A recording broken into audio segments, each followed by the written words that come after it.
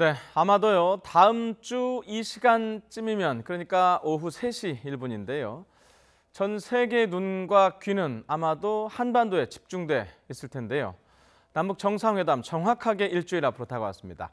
어떻게 준비가 되고 있는지 그리고 어떤 점에 우리가 주목을 해야 할지 종합적인 점검을 한번 해보도록 하겠습니다. 이번 남북 정상회담의 전문가 자문단으로 활동하고 있는 분입니다. 조성열 국가안보전략연구원의 수석연구원님 모셨고요. 왕선택 YTN 통일외교 전문기자 함께 나와 있습니다. 어서 들어오십시오. 네, 안녕하세요. 자, 조성열 의원님, 제가 이제 소개드릴 때 남북 정상회담 자문단으로 활동을 하고 있고요. 그렇습니다. 왕선택 기자 같은 경우는 이번에 이제 현장 취재를 직접 할 거 아닙니까? 예, 계속 하고 있습니다. 예. 이미 하고 계시고. 예.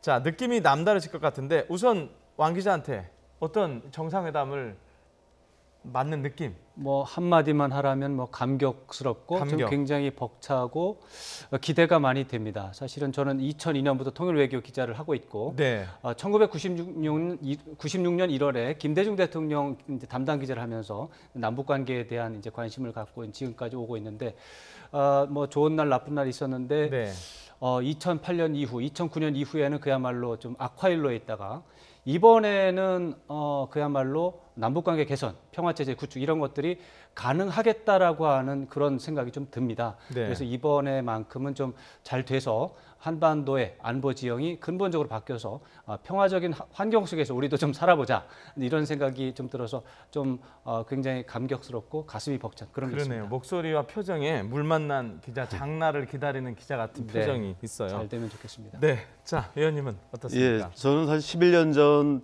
2차 남북 정상회담 당시에 48시간 동안 뭐 TV 방송에서 사실 해설했었습니다. 그래서 굉장히 이제 성과를 기대했었고 당시에도 당시 노무현 대통령이 주재하는 회의에 사전 회의에서 여러 가지 이제 정책적 제안과 토론한 바가 있습니다. 근데 아쉽게도 그때는 아무런 성과 없이 바로 이제 정부가 바뀌는 바람에 아쉽게 끝났습니다. 이번의 경우는 가장 큰 특징은 무엇보다도 좀 충분한 시간이 있다라고 생각합니다. 지금 문재인 대통령 임기 1년 차에 남북 정상회담이 이루어지고 있기 때문에 이번에 합의된 부분은 이행하는 데 충분한 시간이 있다고 생각을 하고요. 또 하나는 이제 2007년도 같은 경우는 이제 남북 정상회담이 이루어졌지만 북미 간에는 고위급 접촉이 없었습니다. 이번에는 이제 남북 정상회담 그리고 북미 정상회담이 연쇄적으로 이루어지기 때문에 어느 때보다도 이제 그 성과가 기대되는 회담이라고 생각합니다. 자, 두 분이 소감을 하셨는데 저도 개인적으로 2007년에 남북 정상회담을 현장에는 평양에는 가지 못했고 이곳 서울 프레스센터에서 취재를 했던 기억이 있는데요. 자, 이번에는 그땐 정상회담은 잘 됐는데 나중에 이제 그 이후까지 이어지질 못했는데 이번엔 잘 돼서 결론은 이어져야 되는 건데 이제 그렇게 됐으면 좋겠다는 생각이고. 자, 우선 오늘 한라인이 이제 설치가 된다는 건데요. 그렇습니다. 어디에 어떻게 설치되는 거예요? 청와대 이제 이런 모든 문제는 지금 청와대에서 발표하는 것으로 이제 공식적으로 이제 일원화돼 있는데 청와대 발표에 따르면 오늘 중에 청와대와 국무위원회 간에 북한 국무위원회 간에 설치가 된다. 거기까지 얘기가 돼 있습니다. 근데 이제 청와대에 어딘지 뭐 1층인지 2층인지 이 건물인지 저 건물 이건 모르겠습니다. 그건 북한도 마찬가지입니다. 국무위원회인데 국무위원회 어느 건물인지 어느 방인지 요거는 모르고 청와대와 국무위원회에 설치가 된다 이렇게 돼 있습니다. 한라인이 이제 10년 만에 다시 연결이 되는 거죠? 예전에도 있었어요? 네, 있었습니다. 2000년에 이제 남북 정상회담에서 한라인이 설치가 됐고 그런데 이게 2008년에 이제 단절이 됐습니다. 2008년에 단절이 됐고 이제 그것이 이제 10년 만에 이제 다시 복구가 되는 것이죠. 자, 이 설치가 되면요, 이게 이전에 한라인 전하고 어떻게 다른 거예요? 이제 과거에는 지금 정상 간의 한라인이 아니었고요. 우리 이제 정보기관이 이제 국정원하고 아마도 북측에서는 이제 통일전선부 간의 연락 채널이었습니다. 그래서 이게 정상에 바로 통화할 수 있는 것이 아니라 우리 측이 이제 북측에 통보하면 그쪽에서 대기해서 전화를 받고 그리고 또 마찬가지로 이제 북측이 통보가 오면 우리가 이제 전화 받고 해서 간접적인 의사소통 방식이었습니다. 그래서 긴급하게 어떤 긴급 사태가 나거나 현안이 발생할 때 좀 대응하기 좀 어려운 점이 있었습니다. 자, 우리가 집에도 전화를 설치하면 테스트 통화 하잖아요. 그렇죠. 이거 테스트 통화를 해야 되잖아요. 맞습니다. 테스트 통화는 당연히 이제 실무자들끼리 할 거고 지난번에 얘기한 거 보니까 설치가 되면 정상 간의 통화를 먼저 하겠다는 얘기를 했었죠. 맞습니다. 그거 언제쯤 할까요? 그 정상회담이 27일이기 때문에 이제 26일 이전에 할 테고 아무래도 이제 월요일이 23일이니까 23일 이후에 할 텐데 다음 주 일정을 보면은 24일 날 25일, 26일 요 사흘 사이에 또 리허설, 예행 연습을 양쪽에서 하게 돼 있습니다. 판문점에서. 그 일정과 약간 맞물리지 않을까 생각이 되는데 대체적으로 북한의 예행 연습까지 끝나는 걸 보는다면 아마 25일, 26일 이 날이 좀 유력하지 않을까 이런 예상을 해보지만 현재로서는 날짜가 나오진 않아서 뭐 23일에 월화수 뭐 그 중에 하루가 되지 않을까 예상을 해볼 수 있겠습니다. 보통 정상 간의 통화는 미리 예고하는 경우도 있고 그렇지 않고 통화가 끝난 다음에 청와대에서 공개하고 그러지 않습니까? 그렇죠. 이번에는 미리 예고를 할까요? 아니면 전화 끝난 다음에 공개를 할까요? 그거 아주 재미있는 질문인데 이번의 경우는 상당히 중요한 이벤트고 어쩌면은 사전에 기자들에게 엠바고라는 형식을 통해서 알려줄 수가 있을 것 같습니다. 그래서 통화를 하고 통화가 끝난 다음에 이제 정리가 돼서 기자들에게 알려주고 그것이 이제 공식적으로 공개가 되는 보도가 되는 그런 수순이 되지 않을까 이렇게 예상을 해볼 수가 있겠습니다. 예, 자. 위원님, 그 자문단으로 활동하고 계시니까요. 이 정상회담 전체 일정을 보면 리허설이라는 거를 미리 하더라고요. 상당히 중요한 거기 때문에 할 거라는데 혹시 우리나라뿐만 아니라 북한도 이 리허설을 할까요? 예, 현재 우리 측에서 24일하고 26일 날 리허설하기로 돼 있고요. 이제 우리가 끝나면은 이제 24, 25 정도에서 북측이 이제 평화의 집에 와서 리허설하게 돼 있습니다. 리허설은 뭐 다른 의미보다도 동선하는데 얼마의 시간이 걸리고 또 이제 전체적으로 진행하는데 문제가 없는지 여러 가지 전반적으로 이제 그 상황을 다시 재현하는 거기 때문에 사전에 이제 그런 부분들은 이제 그 정상회담이 한치도 오차없게 실시하도록 그런 이제 준비 작업이라고 볼 수 있습니다. 그런 면에서는 뭐 매우 중요하고 요번에 이제 특히 이제 판문점에서 이루어지기 때문에 특히 이제 생소한 그리고 이제 요번에 이제 전체적으로 리모델링을 하고 있습니다. 그래서 그런데 좀 차질이 없는지 아마 점검하는 이런 계기가 될 거라고 봅니다. 예. 자, 정상회담이 열리는 장소가 이제 판문점이고 정확하게는 제가 알기로는 이제 판문점에서 남쪽 지역인 평화의 집이라고 알고 있는데 혹시 왕 기자는 거기 갔다 온 적 있나요? 네, 이제 꽤 오래됐습니다. 저 96년 그때 하고 또 굉장히 오래됐네요. 2005년쯤 그때 좀 다녀오고 이제 뭐 최근에도 좀 기회가 있긴 했는데 이제 여러 가지로 좀 일정이 좀 바빠서 못 가고.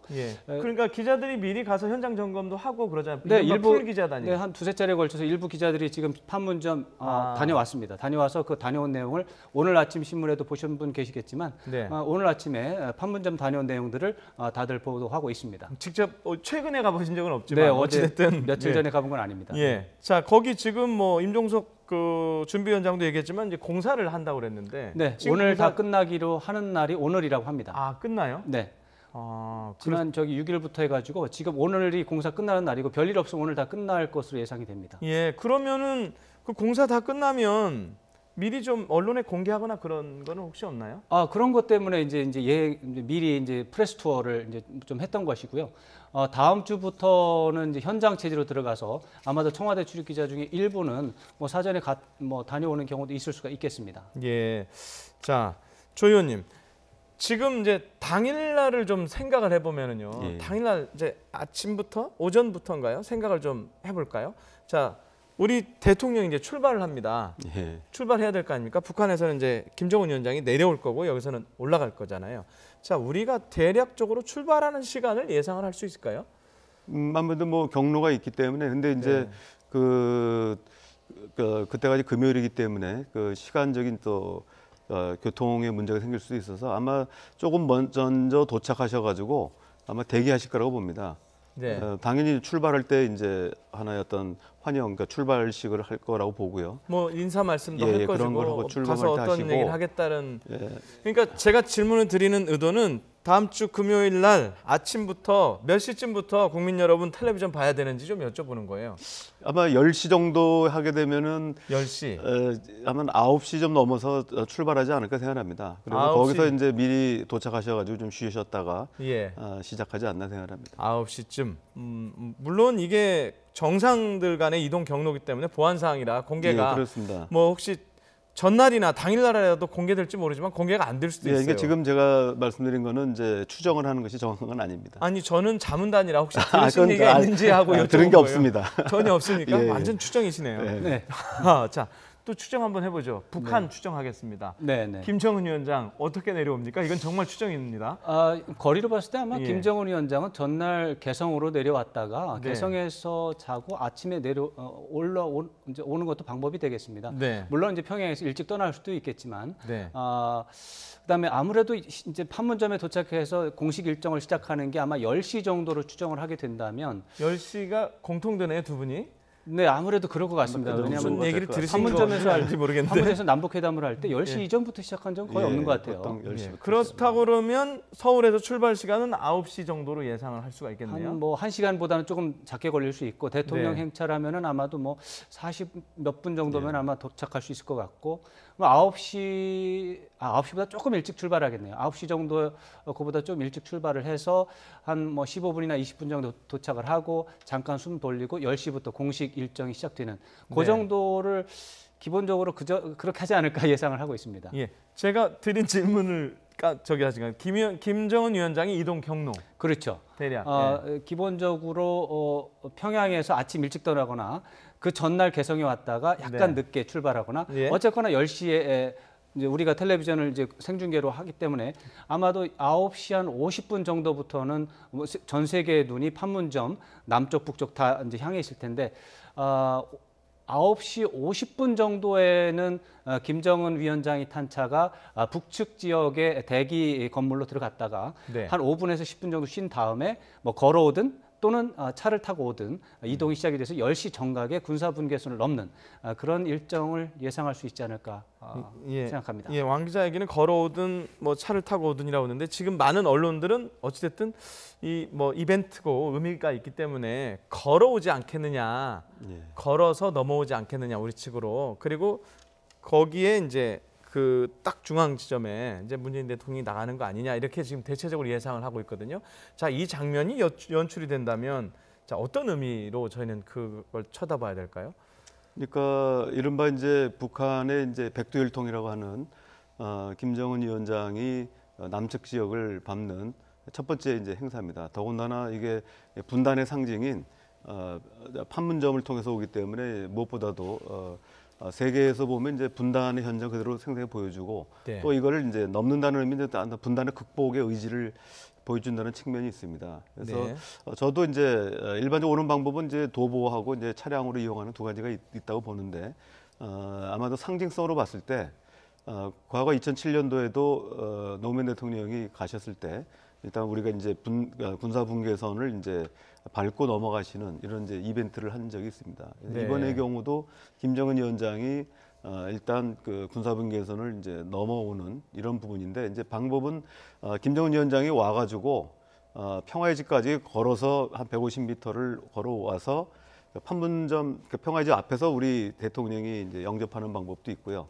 하나는 이제 지금 얘기하신 것처럼 그 군사 분계선까지 가서 마중하면서 반갑게 손잡고 같이 평화의 집까지 걸어오는 방법 두 가지가 있습니다. 근데 네. 이제 아마도 상징적인 의미로 본다면은 아마도 이제 후자가 더 전 세계 이목을 끌지 않을까 생각합니다. 네.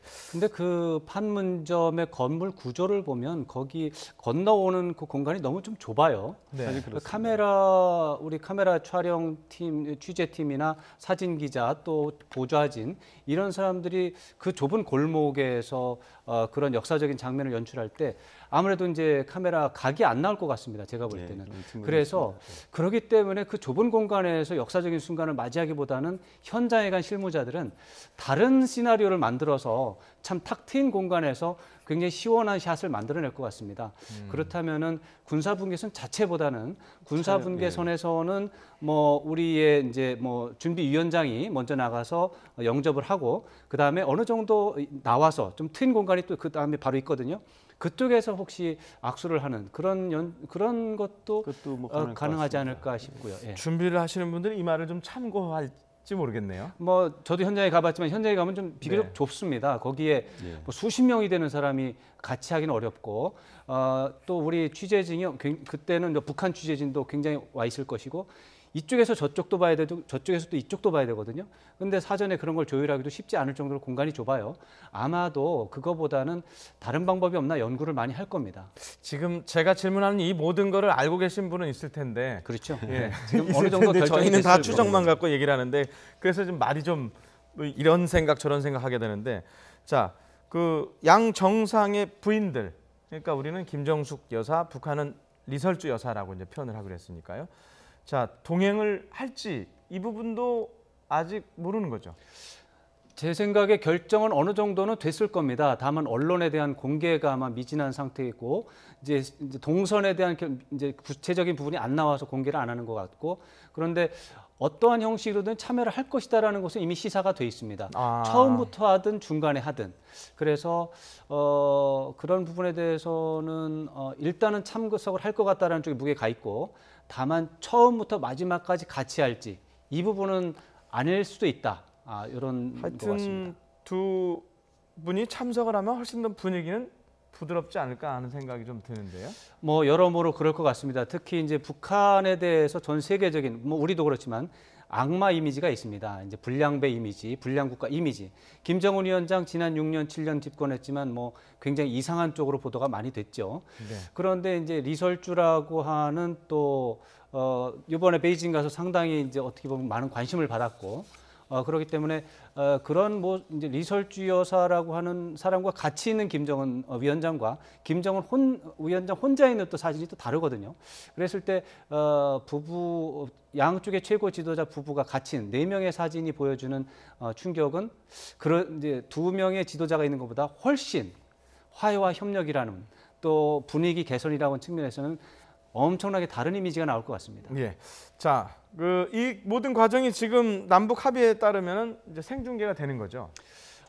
이제 생중계를 할 수 있도록 이제 허용이 되는 건데 우리는 당연히 생중계를 할 테고. 그래서 제가 궁금한 게 우리는 이제 될 겁니다. 네, 우리는 되죠. 북한도 생중계를 할까요, 이거? 북한이 이제 과거 사례를 보면 할 수도 있다는 생각이 듭니다. 왜냐하면 2000년 우리 김대중 대통령이 평양에 가서 이제 내려가지고 영접을 하는데 이제 김정일 위원장이 나타났고 그래서 그 뭐 엄청난 환영 인파가 환영도 하고 그런 상황이 있기 때문에 그런 경험이 있으니까 북한도 이번에 미리 사전에 조율이 잘 된다면 뭐 안 할 이유가 없지 않을까 이런 생각이 듭니다. 네, 자 알겠습니다. 이제 만나는 과정 형식에 대해서 저희가 좀 얘기를 해봤는데요. 지금부터는 의제 부분을 조금 얘기를 해보겠습니다. 우선 어제 문재인 대통령의 발언을 들어보고 의제로 넘어가도록 하겠습니다. 들어보시죠. 남북 정상회담을 통해서 우리는 한반도 비핵화와 항구적 평화체제 구축, 지속 가능한 남북관계 발전의 길을 여는 확고한 이정표를 만들어야 합니다. 북미 정상회담의 성공을 이끌어내는 길잡이가 되어야 합니다. 65년 동안 끌어온 정전체제를 끝내고 종전선언을 거쳐 평화협정의 체결로 나아가야 합니다. 네, 제 기억으로는 과거에 이 남북 관계가 좀 경색됐던 시점에서는 뭐 이른바 종전선언, 평화협정 이런 얘기하기가 참 힘들었던 때가 있었어요. 그렇죠. 그런 말 할 수 있는 지금 분위기 이제 아니었죠. 대통령이 이제 직접 얘기를 했어요. 평화 체제를 이루겠다. 이 평화 체제 부분에 있어서는 의원님께서 상당히 연구를 그동안 많이 하신 것 같은데 예. 지금 정부가 생각하고 있는 방안이 어떤 건지 좀 설명해 주시죠. 일단 이제 평화 체제라고 하는 거는 이제 평화 협정이라고 하는 이제 법 문서가 있고요. 네. 또 이거를 이제 뒷받침하는 남북 간의 군비 통제가 필요합니다. 네. 그리고 이제 보통 포함시키기도 하고 안 하기도 하지만 이제 현재 북미 관계 정상화나 북일 관계 정상화까지 이루어졌을 때 넓은 의미의 이제 한반도 평화 체제라고 하는 것은 네. 더 이상 한반도에서 전쟁이 일어나지 않을 수 있는 제도적인 장치가 완료되는 걸 의미합니다. 지금 이제 대통령께서는 이제 항구적 평화 체제 구축이라고 얘기하신 걸 보면 이것이 단순히 남북 간의 평화협정을 체결하거나 뭐 군사적인 위협을 멈추는 데 그치는 것뿐만 아니라 북미 관계 정상화나 또 북한과 일본 간의 관계 정상화까지도 염두에 두신 것 같습니다. 그 비핵화와 함께 이제 종전선언 얘기도 했는데요. 종전선언이라는 게 우리가 선언만 해서 되는 건 아니지 않나요? 종전선언은 사실 평화협정이라는 개념보다는 조금 더 유연한 부분이 있습니다. 정치적인 요소가 많기 때문에.